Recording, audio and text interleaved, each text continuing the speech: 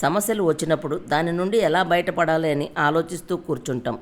కానీ అలా ఆలోచించడం వల్ల సమాధానం దొరకడం మాట దేవుడెరుగు. మనం మరింత అలసిపోయి, విసిగిపోయి, నీరసించిపోతూ ఉంటాం. కానీ మనం అర్థం చేసుకోవాల్సింది ఏంటంటే, అవసరానికి మించి ఆలోచించి తెలియకుండానే చిన్న సమస్యను లేని సమస్యగా పెంచి పోషిస్తున్నాం. అవసరానికి మించి ఆలోచించడం మానేస్తే కొంతకాలానికి సమస్యలు మాయమవుతాయి. కాబట్టి సమస్య వచ్చిన వెంటనే కంగారు పడకుండా మైండ్ని ప్రశాంతంగా ఉంచుకొని ఆలోచిస్తే పరిష్కారం దొరుకుతుంది. కష్టాలు ఒకదాని తర్వాత ఒకటి వస్తూనే ఉంటాయి. ఆ కష్టాలకు మూల కారణమైన ఆలోచన విధానాన్ని మార్చుకోనంత వరకు కష్టాలు మనల్ని వదిలి వెళ్ళవు.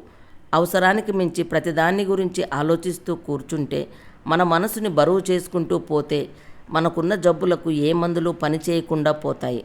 లేని జబ్బులను కూడా మనకు అంటే విధంగా చేస్తూ ఉంటాయి. కాబట్టి ఈ ప్రపంచం ఎలా ఉన్నా, మన చుట్టూ ఉన్నవారు ఎలా ఉన్నా, మన తోటివారు ఎలా ఉన్నా, మన మనసుని ప్రశాంతంగా ఉంచుకొని ఆలోచన విధానాన్ని మార్చుకొని జీవితాన్ని మార్చుకుందాం. Thank you friends.